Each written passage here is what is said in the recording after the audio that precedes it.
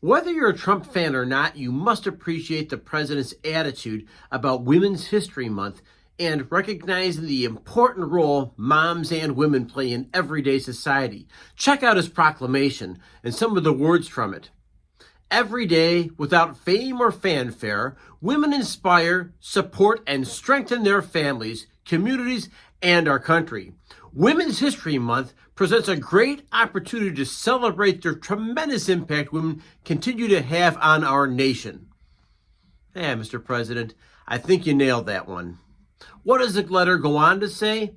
Well, check it out. Here's the political and cultural ideology kind of intertwined into this story. No longer will our government promote radical ideologies that replace women with men in spaces and opportunities designed for women, or devastate families by indoctrinating our sons and daughters to begin a war within their own bodies. Mr. President, you've got a point, and chances are this attitude is really reflected at dinner tables and in homes across the United States. But kudos for recognizing the important role that women, moms, play in our everyday culture and how so many of them are silent heroes. Great job, Mr. President. I hope to take a moment to recognize Congressman Marcy Kaptur of Toledo. She is one of 10 Democrats who stood up to censor Al Green. If you recall, he's the fellow who stood up waving his cane at the president during the State of the Union address. And what I thought was particularly interesting, she stood up. She was one of 10 people inside of her own party to call out Al Green's behavior. And let's hear exactly what she had to say. Kaptur said she voted to censor Al Green just as she voted to censure South Carolina Republican Joe Wilson for disrupting the president's State of the Union address. Let's face it, there really is no room for that. And whether you agree with whoever the executive is, the chief executive, as in the president of the United States, let's be honest with you, there really isn't a place to put on a political show. And so I can appreciate Representative Kaptur for standing up and making the right call here. That's a very, very powerful moment. And once again, calling out behavior, respect the office, respect the president. While you might not agree with President Trump, that's okay. But calling out behavior that is, dare we say, unbecoming of a congressman, you're right on, Representative Kaptur. So congratulations. Let's move on to our next story. Let's see how the Trump economy is really affecting the rest of us on a local level. As it turns out, in areas throughout the United States, workforce development is really starting to pick up quite a bit of steam, in part because these folks are now helping federal workers who've lost their jobs. And the loss of one worker for the federal government could in so many different ways be a great find because of the experience, the expertise, and the brain power these folks can bring to local government. So here's a story right out of Cuyahoga County, which is Cleveland, which showing there's a broad initiative to try to help these folks come in here and make an impact on our local government. Now, we're not talking about adding more red tape. We're not talking about adding more bureaucracy. We're really talking about tapping into the human resource that's now at our disposal in local government. Kind of a cool idea. Another interesting story to follow, I would call this the douche effect. We know that Elon Musk and President Trump are going to great lengths to right-size government, downsize the bureaucracy, cut the spending, cut the waste, and it sounds like a pretty good idea because, well, this is the story that we're getting right now. I don't know all the particulars, and neither do you, because I know that there's good people that are leaving government right now, and I know government needs good people working inside of it. But check this out. The douche effect, as I'll refer to it, is now coming down here to the local levels.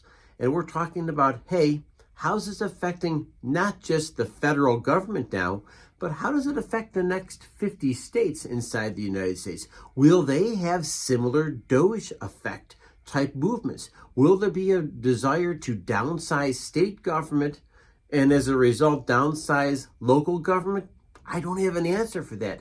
But we know, at least in one case, they see the legislatures going ahead and looking to cut waste inside their government. Specifically, this story talks about cutting property taxes, which have gone way, way up, in part because the state has cut spending to local government, at least here in Ohio.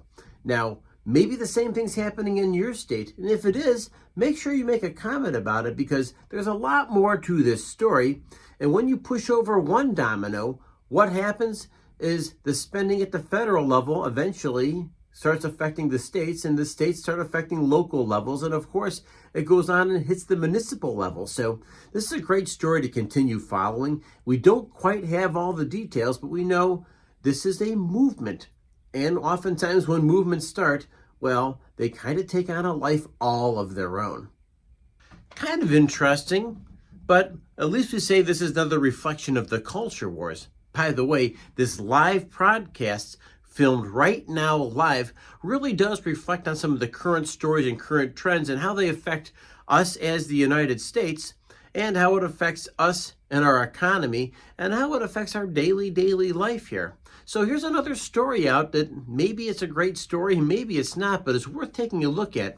As fate would have it, there is a congressman inside the U.S. Senate by the name of Bernie Moreno from Ohio. And what is Bernie Moreno doing? Well, he's posing legislation that would say there are no other flags that are allowed to be flown up in the Capitol beyond, you guessed it, the U.S. flag. Of course, the other night at the State of the Union address, we saw people flying or waving Ukrainian flags and even some attempts to raise the Ukrainian flag. And the fact is, Senator Moreno says he does not want to see any of that. Maybe legislation is exactly what we need. Maybe it's an infringement upon free speech. I don't have an answer for you as well, but it's really something kind of powerful to think about, and make a comment in the comment section here in this live broadcast.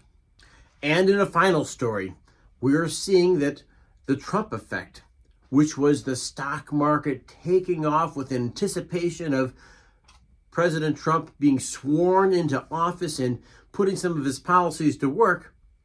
Well, what is going up is now coming down in part because it seems as though the momentum of the stock market taking off and the anticipation is now starting to cool because some of the news isn't necessarily the news the typical person wants to see. When you have talks of tariffs, when you have talks of layoffs, when you have talks of eggs prices going through the ceiling, you have a little bit of a different narrative. Now, the president says, please be patient with his plan. It will work. Of course, the stock market, it would much rather trade on, once again, the expectation, trade on everything that is all about the whisper, the talk. But when cold, hard reality hits the stock market, well, the news really does create sell-off opportunities. Now, I don't know about you. I'm not even sure if you have anything invested in the stock market. But if you do, it's really a great time to make some comments about, hey, your stock market portfolio, are you nervous? Or maybe you really don't care. Or maybe it doesn't affect you any way, shape, or form. This is Brian having the live podcast right now. I want to make sure you hit the subscribe button, hit the like button, and be sure to follow so I can deliver news to your doorstep, right to your inbox every single day. Thanks for following and have a great day. Make sure you hit the like and subscribe. Thank you.